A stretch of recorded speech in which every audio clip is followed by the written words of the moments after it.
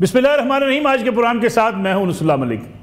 नाज़रीन, पाकिस्तान तहरीक इंसाफ को इस्लामाबाद में जलसे की इजाज़त ना मिली तो जलसा ही मुलतवी कर दिया और ऐलान किया कि जलसा अब यौम आशूर के बाद होगा। कारकुन जो रास्ते में थे गिले शिकवे किए और ये कहा कि क़यादत को ये फैसला नहीं करना चाहिए था। इसे बुज़दिली करार दिया। क्या ये बुज़दिली है या सियासी हिकमत अमली हो सकती है? दूसरी तरफ शाहिद खाकान अब्बासी साबिक वज़ीर आज़म, उन्होंने एक नई जमात की बुनियाद रख दी, नई जमात का ऐलान कर दिया और हल्का फुल्का मंशूर भी सामने ले आया कि किसी इलेक्टेबल्स को शामिल नहीं करेंगे बल्कि पार्टी में साफ़ सुथरे लोग आएंगे। और वोट को इज्जत देने की जब बात छोड़ दी मुस्लिम लीग नवाज़ ने तो उन्होंने रास्ते अलग कर लिए थे। पार्टी तो नई बन गई, अब पार्टी में नया क्या होगा? क्या शाहिद खाकान अब्बासी मुस्लिम लीग नवाज़ के लिए चैलेंज होंगे या तहरीक इंसाफ और पीपल्स पार्टी के लिए कोई चैलेंज बन सकते हैं? इसके साथ साथ वज़ीर आज़म आज बरसे लेस्को के ऊपर यह कहा कि जो ओवर बिलिंग है ये हम बर्दाश्त नहीं करेंगे।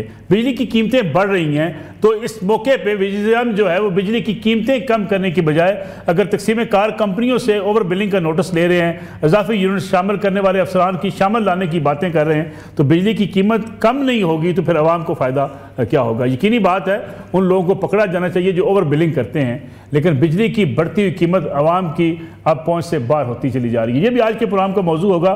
साथ साथ बातें होंगी कुछ अदलिया के हवाले से। एक बेचैनी की कैफियत है, कुछ जजेस पर इल्ज़ामात लग रहे हैं और ये भी कहा जा रहा है कि कुछ जजेस रुखसत पर जा रहे हैं। क्या ये वाकई हकीकत है?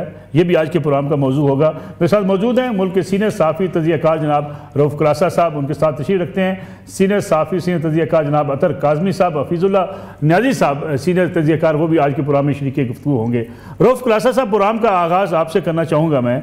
पीटीआई ने जलसा मुलतवी किया, उसकी उन्हें इजाज़त नहीं मिली, बल्कि मैं आपको सुनवाऊँ कि उमर अयूब साहब जो है वो क्या गिला शिकवा कर रहे थे। उसके बाद मैं चाहूँगा इस पर आप कमेंट करें कि क्या जो मुख्तलिफ कारकुनों की तरफ से, मुख्तलिफ रहनुमाओं की तरफ से पीटीआई की मौजूदा लीडरशिप को कहा जा रहा है कि बुज़दिली का मुजाहरा किया, जलसा हर हाल में करना चाहिए था, ये मामला दुरुस्त है, ये मौक़िफ़ दुरुस्त है या जो पीटीआई की लीडरशिप ने किया? लेकिन उमर अयूब साहब ने जो कुछ कहा जलसा मुलतवी करने के बाद, जरा वो आप मुलाज़ा फरमाइएगा। हमारे कारकुनान के डर से ये लोगों ने ये कदम उठाया कि पहले उन्होंने कहा कि जी हम लोग दूर जगह पे तरनौल पे इनको देंगे जगह, वो जगह खुद इन्होंने मार्क की। मैंने इंसिस्ट किया, मैंने कहा जो कोऑर्डिनेट्स दिए वहाँ पे ही जाना है।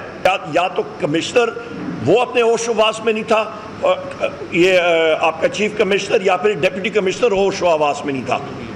भांग पिया, चर्च पिया, क्या पिया इन्होंने? ब्लड टेस्ट कराए, मेडिकल चेकअप कराए। खुलासा साहब, इंतजामिया ने तो ये तोजी बयान की कि वहाँ पे लॉ एंड ऑर्डर का मसला है, उस इलाके में ऑपरेशन चल रहा है ऑलरेडी।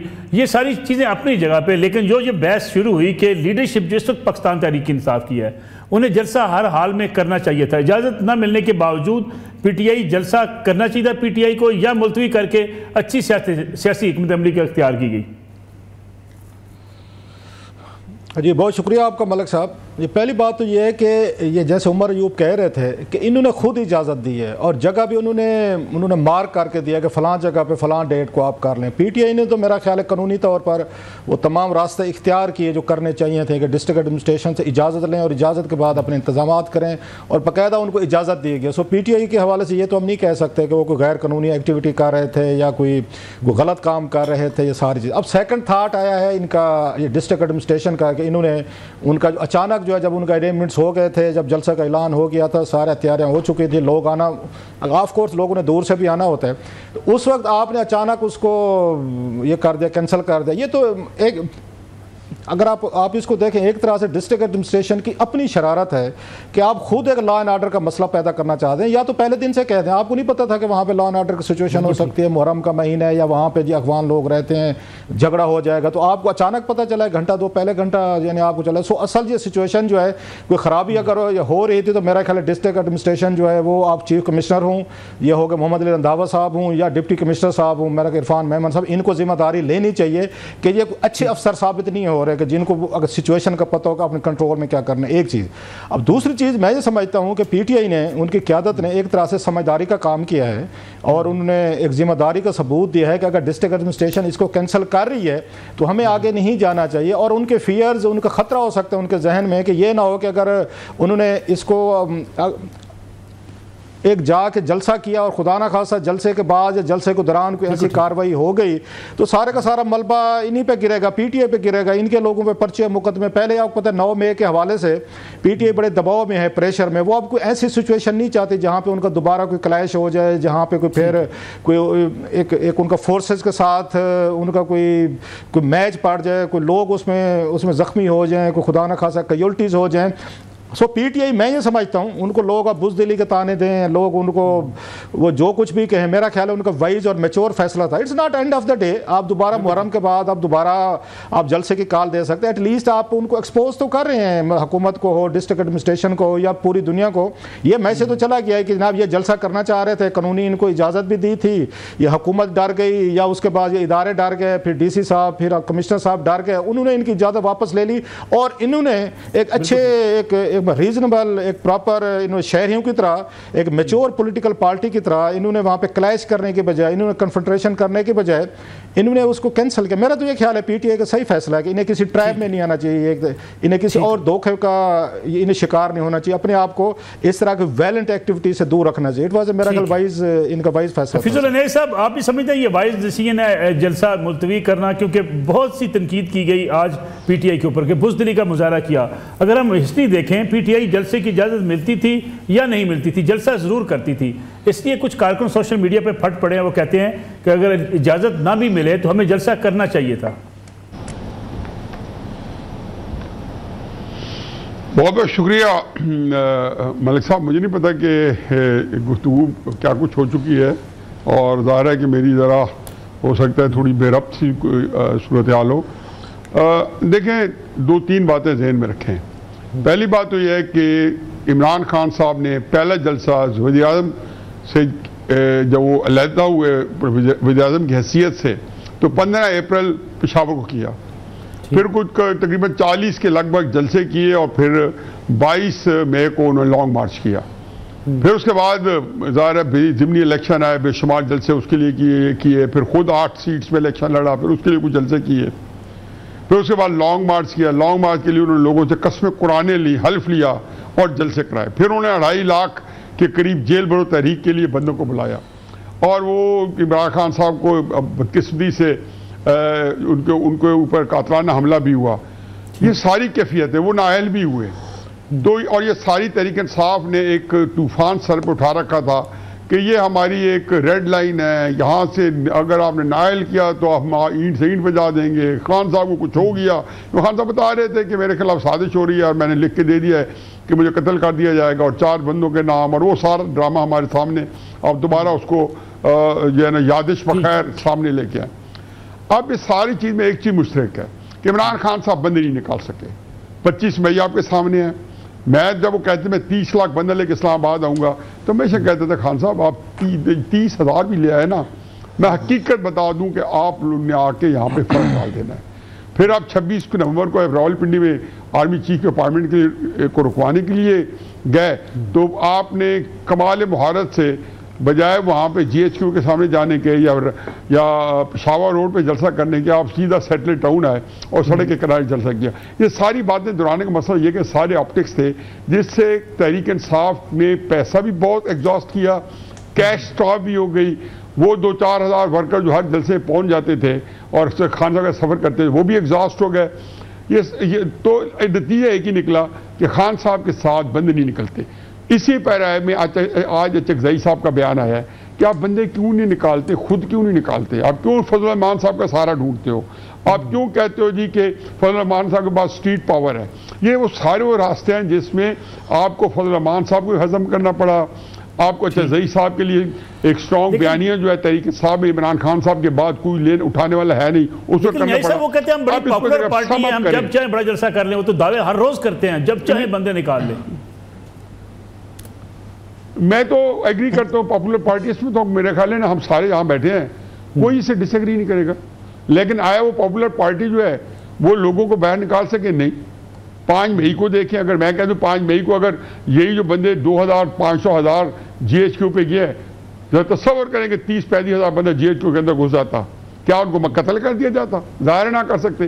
क्या पाकिस्तान के तस्वर करें उस GHQ के बाद कोई बंदा फौज का सबराह बनना पसंद फरमाता? या लाहौर के कोर कमांडर को जाके उठा के ले आते, घर ले आते, तो उस मुल्क में क्या बनता? असल सारी बातों के अंदर नाकामी इसलिए हुई है कि खान साहब के पीछे बंदे नहीं निकले। हर जगह पे 2-3-4 हज़ार बंदे जो है, ये लेबर तंजीम नहीं थी। खान साहब ने 8 फरवरी के बाद 5 कॉल्स दिए हैं, 5 कॉल। जुम्मा भी असबाब बैठे हैं कि जुम्मे के इज्तिमा की बात करें, सारे काम कर चुके हैं। फजलमान के पास बार बार जा चुके हैं, फजलमान साहब को कह चुके हैं कि आप हमारे साथ निकलें।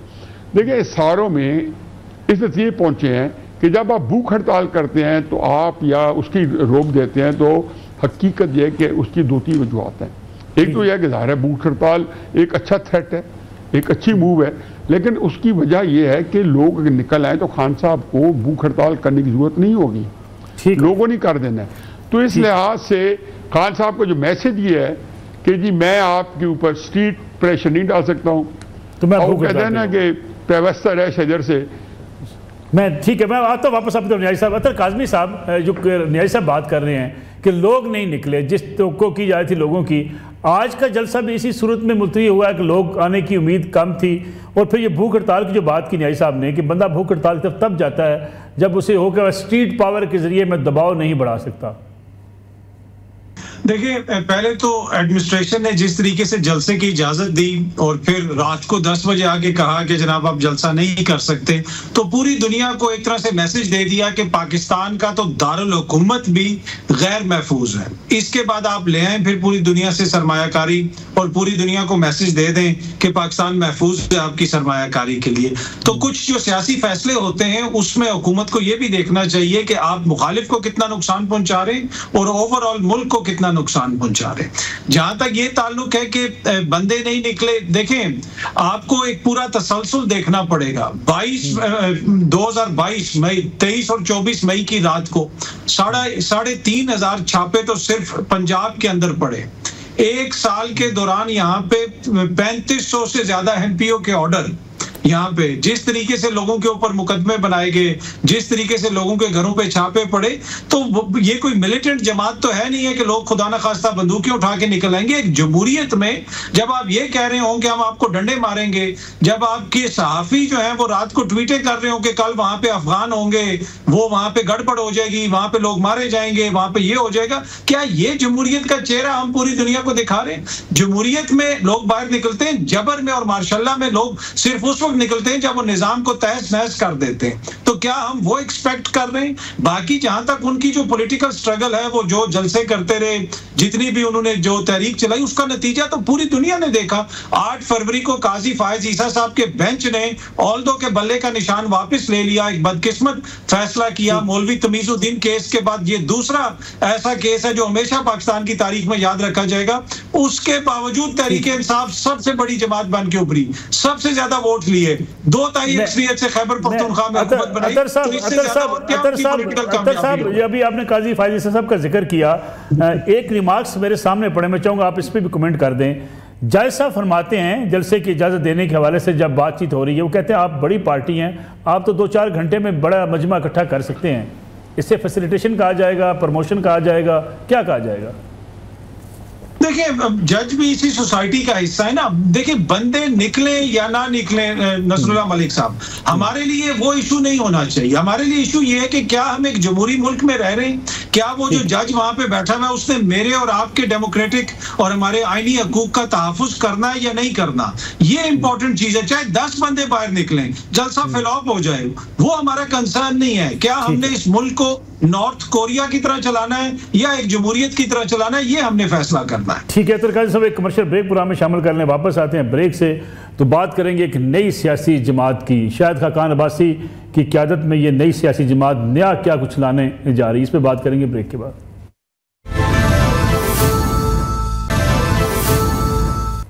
प्रोग्राम एक बार फिर खुशामदीद। रऊफ खुलासा साहब, ये नई सियासी जमात तो आज बन गई, शाहिद खाकान अब्बासी साहब, मुफ्ता इस्माइल साहब जो कुछ कह रहे थे वो भी आपके सामने रख देता हूँ। इस नई सियासी जमात में नया क्या होगा ये आपसे जानेंगे, लेकिन सुनिएगा इस नई सियासी जमात बनाते हुए साबिक वज़ीर-ए-आज़म क्या कह रहे थे। खुलासा साहब, शाहिद खाकान अब्बासी साहब अच्छे इंसान हैं, बातें भी बड़ी अच्छी करते हैं, आज उनकी बातें भी बड़ी अच्छी थी, लेकिन क्या पाकिस्तान की सियासत में वो जगह बना पाएंगे? चैलेंज किसके लिए होगा? जी बहुत शुक्रिया। मैं वहाँ पे मौजूद था वैसे आज जब ये पॉलिटिकल पार्टी लॉन्च हुई है तो मैंने वहीं पे बैठ के सारी तकरीरें सुनी है। मैं कि कम से कम ये कल को हम ये तो कह सकेंगे एक पॉलिटिकल पार्टी लॉन्च हो रही थी तो वहाँ पर मौजूद थे। तो मैं चला गया यहाँ पे आज, मैं जाकर सुनते हैं तकरीरें। तो तकरीरों के हद तक वैसे जो एक चीज़ मुझे समझ आई है, दो तीन चीज़ बड़ी अहम थी। एक तो यह है कि कहीं पर इस पार्टी के लोगों को जुर्रत नहीं हुई कि वो नाम ले सकें। नवाज शरीफ का नाम लें, शहबाज शरीफ का लें, मरियम नवाज़ का लें, आसिफ जरदारी का लें, या बिलावल भुट्टो का लें, या स्टैब्लिशमेंट का लें, फौज का लें, किसी जर्नल का। नॉट एट ऑल, एक लफ्ज़ भी इस 3-4 घंटे की तकरीब में उन्हें जुर्रत नहीं। इशारों कनाइयों में कहते रहे वो लोग फलाने देख लें, मुल्क का ये हो गया, बला बला। तो उससे आप अंदाज़ा कर लें कि उनके अंदर एक रेजिस्टेंस या डिफेंस कितनी होगी कि जब आएंगे। दूसरी चीज़ ये थी कि उन्होंने जो 75 साल के पूरे मुल्क की हालात का उन्होंने जायज़ा पेश किया। यकीनन आपको पता है जब तक किसी को मौत नहीं दिखाएंगे तो अगला बंदा भी नहीं डरता। तो उन्होंने सारे फैक्ट्स एंड फिगर के साथ साबित किया कि हम दुनिया के बदतरीन कौम हैं, बदतरीन मुल्क हैं, और हम पता नहीं कौन सी गहराइयों में गिर चुके हैं, और हमारा हाल जो है ना, बस ये किसी लम्हे इस मुल्क पर क़यामत आने वाली है, बस इंतज़ार करें, अगर हम ना आए तो अगले 2-4 मिनट में क़यामत आ जाएगी। उसमें मज़े की जो चीज़ थी, अब शाहिद खान अब्बासी साहब को ले लें, अब चले मिफ्ता साहब बाद में आते हैं। अब ये लोग जो है पिछले 30, 35, 40 साल से ये इसी ही सिस्टम में ये हुक्मरान रहे हैं। शाहिद खान अब्बासी साहब कई दफ़ा वज़ीर रह चुके हैं, आपको याद होगा 12 अक्टूबर हुई थी, एविएशन के मिनिस्टर थे PIA वगैरह के।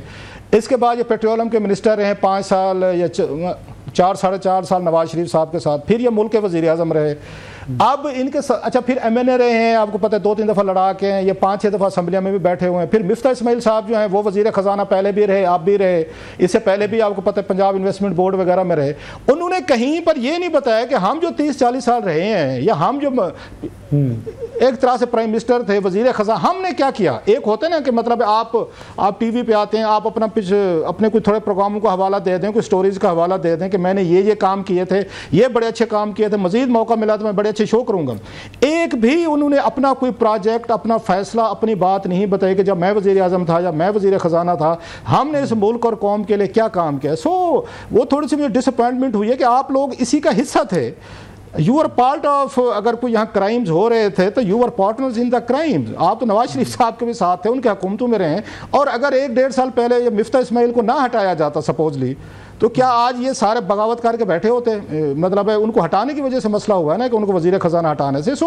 उनकी बातों में उनके फैक्ट्स एंड फिगर वो बिल्कुल ठीक हैं। हाँ, एक चीज़ बड़ी अच्छी हुई है उसमें, मैं कहूँगा कि ये जो वारदातें करते हैं, हुक्मरान करते हैं, वो आप और मैं उस तरीके से नहीं पकड़ सकते जितनी शाहिद खान अब्बासी साहब या मिफ्ता इस्माइल साहब पकड़ सकते हैं। अब जैसे उन्होंने इनकी वारदात पकड़ी है बहुत बड़ी, और बड़ा अच्छा हुआ, it's a blessing in disguise for this country कि ये लोग उनसे लड़े हैं, भिड़े हैं, अपने ज़ाती मसले जो भी थे, अब ये उनकी अपोजिशन करेंगे।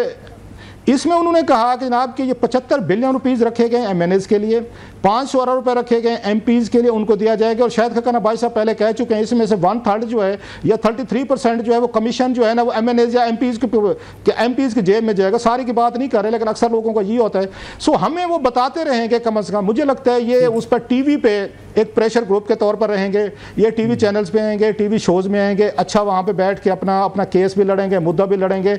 ऑन ग्राउंड कोई मुझे नहीं लगता है कि कोई इतनी बड़ी कोई पॉलिटिकल सपोर्ट इनको मिल सकेगी, या इवन इनको ताना मिलेगा कि भाई साहब आप मतलब यहाँ पार्टी बनाई है, आप जो 4-5 लोग बैठे हुए, आप तो शायद अपनी सीट भी नहीं निकाल सकते, ना मिफ्ता, ना शायद इस्माइल, ना शाहिद खान अब्बासी साहब, ना मेहताब अब्बासी साहब, ना जफ़र मिर्ज़ा साहब। एक अच्छा लेकिन इसमें यही है कि ये लोगों इनको वारदातों का पता है। शाहिद खान अब्बासी साहब से बेहतर कौन जाते हैं कि वारदात कैसे की जाती है। मिफ्ता इस्माइल साहब, अगर उनसे कौन बेहतर बताएगा ये वारदात कैसे होती है, की कैसे जाते। ये मुझे इस पे खुशी है, एटलीस्ट ये लड़ भिड़ के ये बहर आ गए। अब हमें बैठ के एजुकेट करेंगे और इनके हवाले से जो इनकी कारकर्दगी है और इनके अंदर खाते जो माल पानी और पता नहीं क्या डाके मारे जाते हैं, जिसका भी उन्होंने बताया है। नहीं, उन्होंने बताया ना कि 150 बिलियन रुपीज़ MNAs MPs की जेब में जाएगा। ये एक साइड ऑफ द स्टोरी एक अच्छी है। बाकी मुझे कोई इतना इंप्रेसिव नहीं लगा उनका शो जो था। ठीक है फिजल न्याय साहब, एक नई जमात का महज इजाफा, या जैसे कैलाश साहब कह रहे हैं कि ये उनके साथ रहे हैं, उनकी खराबियां बताने में ज़रा इनके पास ज़्यादा वजन होगा इनकी बात में। लेकिन दूसरी तरफ जो शाहिद खान अब्बासी साहब ने मौका अख्तियार किया कि PMLN ने वोट को इज्जत दो का नारा छोड़ दिया, इसलिए मैं अलग हो गया, यही वजह थी। मैं ज़रा 2-3 जो है बातें मैं खैर पिछले उसके ऊपर कर लूँ, क्योंकि मैं कंक्लूड कर रहा था। फिर अतर बड़ी खूबसूरत बात करते हैं और उनको ऐसी करनी चाहिए, लेकिन मेरा ख्याल है कि उनको जो असल चीज़ें मैं उनको गोशुदार करूँ तो हो सकता है कि वहाँ जाके जो टीवी कंजम्पशन के लिए नहीं है, तहरीक इंसाफ की कंजम्पशन के लिए है, और वो वहाँ जाके ज़रूर उनको बताएंगे कि सारी बातें तो मैंने कर दी, लेकिन इस बावजूद आप भी अपनी मंजी के नीचे डांग फेरें।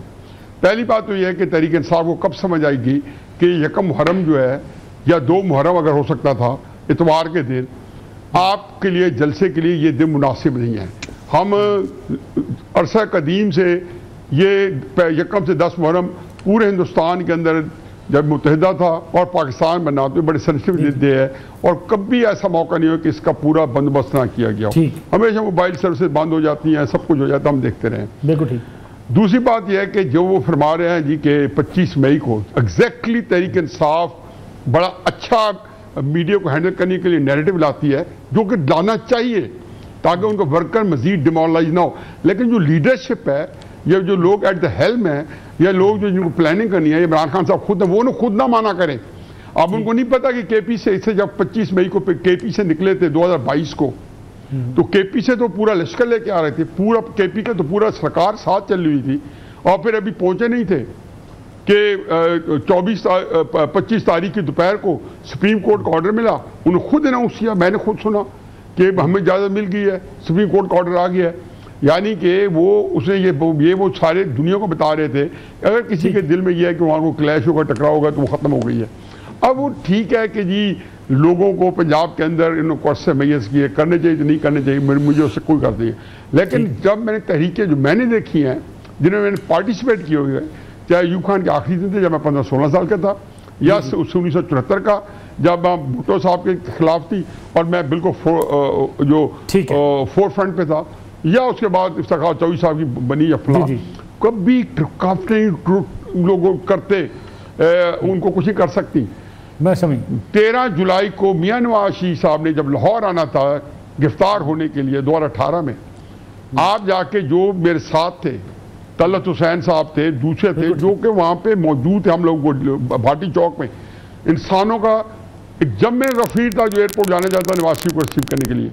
ये नहीं कि खान साहब नहीं निकाल सकते, लेकिन कोई स्ट्रेटेजी में, प्लानिंग में कोई ना कोई गड़बड़ है कि आप मुहर्रम को करेंगे और लोग नहीं निकलेंगे।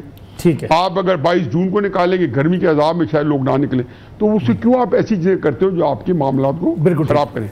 जरा शायद खान वसी साहब को जरा तज़किरा आपका नई पार्टी का तो देखें, ये एक मैं शायद खान अब्बासी मेरे बहुत से दोस्त हैं, कला साहब ने बहुत ही अच्छा कॉम्प्रिहेंसिव तबसरा किया है, गुंजाइश नहीं छोड़ी कि उन्होंने तो एक जो देखा उसको यहाँ के उसके ऊपर आपको ना सिर्फ ब्रीफ किया बल्कि उसके ऊपर अपने कमेंट्स दिए और उनकी साइटेशंस की, हर कमेंट के साथ उन्होंने मिसाल दी कि माजी में ये याद है कि शायद खान साहब के वक्त में भी ये तरक्याती फंड्स गए हैं, ठीक है, और भरपूर गए हैं। तो मेरा ख्याल है कि उनको ये पता होगा, और ये अगर काम चल रहा है तो फिर अभी भी चलने दें, हर दौर में चलता रहा, उसके अंदर स्नैक्स होते होंगे, लेकिन होता नहीं है कोई। मैंने अपने ज़िले में एक कोई आज कोई बदबख्ती होगा कि उसने वहाँ इलेक्शन करना होता है, स्टेक्स बड़ी हाई होती हैं।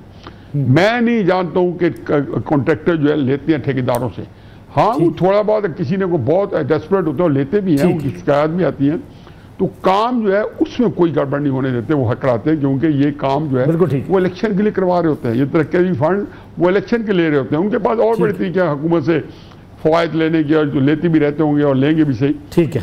बाकी ये है कि इमरान खान साहब जो अपना शायद खान हवाई साहब जो है, ठीक है, वो इस जो टाइटैनिक शिफ्ट होगी, उनका ख्याल है कि ये जो चीज़ चल रही है जिसके कभी इम्कान मौजूद है कि लड़ते लड़ते हो गई गुम, एक की चोंच और एक की दुम। उनका ख्याल है कि सारी सियासी जमातें जो हैं ये इमरान खान साहब पहले जो है उनको जब घेरा जाएगा और अल्टीमेटली उनका दम नहीं रहेगा, तो वो इससे पहले मुस्लिम यून और पीपल्स पार्टी फजलमान साहब सारे अपनी सियासत को बहुत ज़ोफ पहुँचा चुके हैं, बहुत उनको नुकसान आ चुका है। चुनाचे उनका ख्याल ये होगा कि एक वैक्यूम आएगा और एस्टेब्लिशमेंट को फिर कुछ जरूरत होगी, एक इमरान खान साहब टाइप, नवाज शरीफ साहब टाइप, किसी ज़माने में एक और पार्टियाँ थी, उनको प्रमोट करेंगे। और वो स्पेस देख रहे हैं। बाकी मेरे नहीं ख्याल होगा कुछ चांस है। अतर काज़मी साहब ठीक है, ये जान जोखों का काम है नई पार्टी बनाना। टाइम बड़ा मुख्तार है। अतर काज़मी साहब जरा आप इस पर कमेंट कर दें। जो न्यायी साहब ने कहा कि दुरुस्त फैसले ना करने सबसे बड़ी नाकामी होती है। पीटीआई अगर दुरुस्त फैसले करे तो बंदे निकाल ले। दूसरा यही जो शाहिद खाकान अब्बासी साहब की जमात है, ये किसके लिए चैलेंज है? देखिए, मैं एग्री करता हूँ, यकीनन उनकी पॉलिटिकल स्ट्रेटजी में बहुत सारे फ्लॉज होंगे, लेकिन मसला ये है कि आइन और कानून के मुताबिक अगर चीजें चल रही हों तो फिर हम ये सारी बहस करें ना। दुरुस्त फैसले अदलिया से आने चाहिए, दुरुस्त फैसले उन लोगों को करने चाहिए जो उन ऑफिस में बैठे हुए हैं जहां पे उनकी जिम्मेदारी बनती है कि आइन और कानून के मुताबिक वो करें। बाकी हर जमात में कमी बेशी होती है। जो शाहिद खाकान अब्बासी साहब वाली बात है, देखें पाकिस्तान की सियासत में बहुत गुंजाइश है।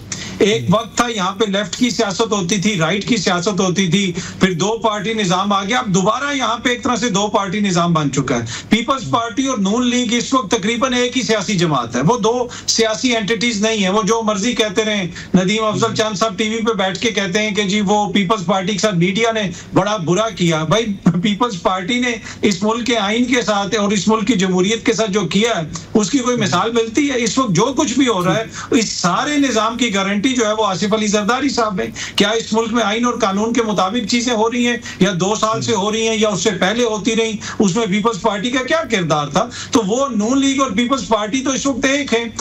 अब एक और जमात आई है पीटीआई, और उसके बाद अब ये शाहिद खाकान अब्बासी साहब वाली। मेरे ख्याल में गुंजाइश है पाकिस्तान की सियासत में और जमहूरियत में। मुझे तो लगता है कि ये एक हौसला अफजा चीज है कि नई सियासी जमातें आए। अगर वोटर समझते हैं कि वो उनका कोई मसले हल कर सकते हैं तो वो उनकी तरफ जाएंगे, रागिब होंगे, अदरवाइज वो उनको मुस्तरद कर देंगे। यहाँ भी एक ब्रेक करो। पुनः में एक बार फिर खुशामदीद। रासा साहब, वज़ीर-ए-आज़म साहब जो है ओवर बिलिंग पर तो बरस रहे हैं कि ओवर बिलिंग बर्दाश्त नहीं की जाएगी, अफसरान के खिलाफ कार्रवाई होगी, इजाफी यूनिट डालने वालों के खिलाफ भी कार्रवाई होगी। लेकिन बिजली की कीमतें जो बढ़ती चली जा रही हैं, इस तरफ तवज्जो दिए बगैर अवाम को मुतमिन किया जा सकता है?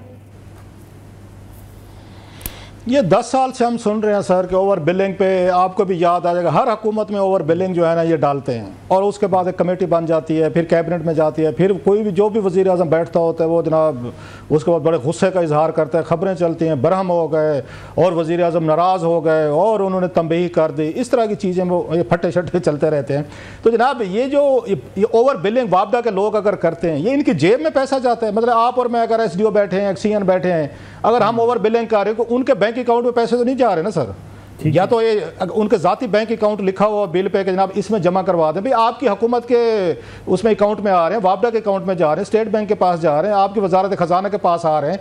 आप क्यों ले रहे हैं फिर ओवर बिलिंग के पैसे? आपने खुद उनको टारगेट दिए हुए हैं कि क्योंकि आपने कैपेसिटी चार्जेस देने और जितनी महंगी बिजली आपने कर दी है तो 70-80 रुपये पे आप उस पर चले गए हैं, जो 100 को क्रॉस करने वाली है बिजली। आपने जो IPPs लगा के इस मुल्क के साथ दुश्मनी की थी, जरदारी साहब ने इनके पहले दौरे हुकूमत में, बल्कि दूसरे दौरे हुकूमत में जो बीबी का दौर था, उन्होंने जो ज्यादती जुल्म की, उसके बाद जब नवाज शरीफ साहब दूसरे इनका तीसरा ये आया दौर आया 2013 से 2018, इन्होंने फिर मजीद इन्होंने जहां आके IPPs लगाए और जुल्म क्या किया, डॉलरों में रेट दे रहे हैं। और इसमें बहुत सारे इनके फ्रंट मैन है ये हमारे सियासतदानों के, जिसमें ब्यूरोक्रेसी भी शामिल है। ये चाइना से, दुनिया भर से फ्रंट मैन से कंपनियां बना के पीछे यही इन्वेस्टर बैठे हैं। आप किसी ने पता करा लें ये आपको साहिवाल का जो कोल प्लांट के मालिक कौन है, यही लोग निकलेंगे। ऐसे आप वहाँ कराची में जो इन्होंने ये कोल प्लांट लगाए थे उसका पता करा लें तो वो कतर में बैठे हुए एक साहब निकलेंगे।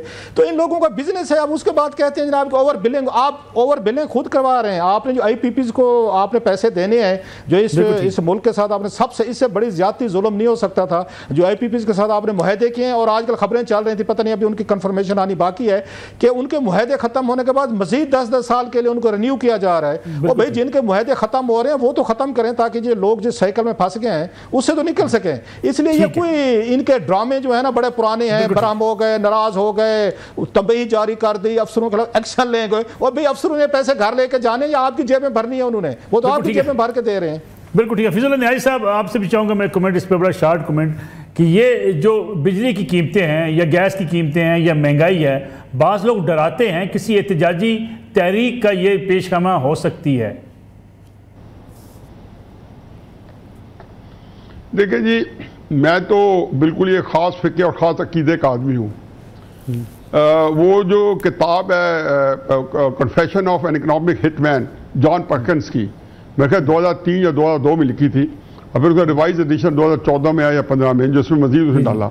तो वो तो इस पार्ट और पार्सल था, उसमें उसके अंदर वो एक ही चीज़ को उसे टारगेट किया हुआ है कि जी ये पावर की के साथ, ये बिजली के साथ मैनिपुलेट करके हमने कितने, अमेरिका ने अपनी जिसको कहना चाहिए कि हेजमनी क्रिएट की, और बहुत सारी जो पावर्स हैं उनको अपने कब्जे में लिया बहुत से ममालिक को। ये देखें आप, जब से आपने 2014 में जो धरना दिया था, सियासत नहीं रियासत बचाओ, मेरा आज तक सवाल अपनी एस्टेब्लिशमेंट से कि वो आपने क्यों करवाया था। मेरा आज तक उनसे एस्टेब्लिशमेंट सवाल है कि रियासत पे कौन सी उफ्ताद आन पड़ी थी कि आपने सियासत को तहते करके रख दिया। और सी पैक जो चलने वाला था और वाहिद जगह थी, आप देखेंगे अभी भी पाकिस्तान अगर कभी कोई निकला अगले 2, 4, 5, 10 सालों में इस रट से, इस क्राइसिस से, बुरहान से, तो वो ये सी पैक ही होगा। आपने कितनी आराम से फराक दिल्ली से सीट पैक बंद करा दिया। इधर इक़्तिदार इमरान खान साहब को मिला, जो पहला इलामिया क्या था रज़ाक दाऊद साहब का, जो कि मैं उनको समझता हूँ कि वो पाकिस्तान के इंटरेस्ट से ज्यादा पता नहीं कौन से मुल्क के इंटरेस्ट सर्व कर रहे थे। हमारे यहाँ ये भी तो बड़ा है ना कि हर पार्टी में हर जगह प्लांटेड आदमी होते हैं। नहीं साहब, मेरे पास सिर्फ 2 मिनट बचे हैं। वो सी पैक बंद कराया तो बुनियादी तौर पर बस ये है कि आपने पाकिस्तान को डूम कर दिया। अब अल्लाह करे कि IMF में चाहे इमरान खान हो, चाहे नवाज शरीफ साहब हो, चाहे जरदारी साहब हो, एसोसिएशन सारे मिल के भी निकाल लें, तो क्या या इमरान खान आके इसको चांद लगा देगा? ठीक है। या 2011 में 2022 में हुकूमत चली गई थी इमरान खान साहब की, तो क्या पाकिस्तान को चांद लगा रहे थे? पाकिस्तान फंस चुका था IMF के क्लचेस में, और यही वो कर रहे थे, इमरान खान साहब कर रहे थे, आखिरी दिन नेगोशिएट कर रहे थे, वही आखिर नेगोशिएट किया। उनके साथ नेगोशिएट करेंगे तो शराइत उनकी है।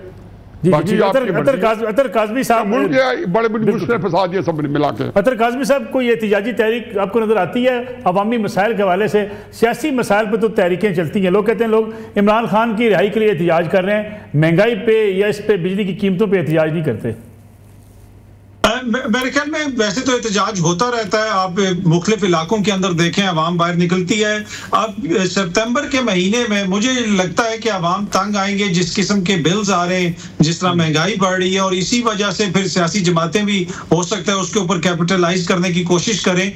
अवामी मसाइल अमूमन जो है वो सियासी जमातों की यहाँ पे वो, जिसे आप कह सकते हैं कि वो प्रायोरिटी नहीं रहे। मैं 100% आपसे एग्री करता हूँ, लेकिन एक सर्टन लेवल है ना जहां तक अवाम भी बर्दाश्त कर सकती है। अगर ये सोच है कि इस सोच के तहत तमाम तर हिकमत अमली है कि इस खित्ते के अंदर 1600 साल में किसी ने कोई बाहर नहीं निकला, तो अगले 16 साल भी कोई बाहर नहीं निकलेगा। मेरे ख्याल में ये इसको रीथिंक करने की जरूरत है। जितना बोझ अवाम पे डाला जा रहा है, तो ये सारी सियासी जमातें पीछे रह जाएंगी और फिर अवाम जो है चीजें अपने हाथ में ले लेंगे। बिल्कुल ठीक है। अतर काज़मी साहब, रऊफ खुलासा साहब, हफीजुल्लाह नियाज़ी साहब हमारे साथ शरीक गुफ्तगू। नाज़रीन, आज का प्रोग्राम था, इंशाअल्लाह कल आपकी खिदमत में दोबारा हाजिर होंगे। इजाज़त दीजिए, अल्लाह हाफ़िज़।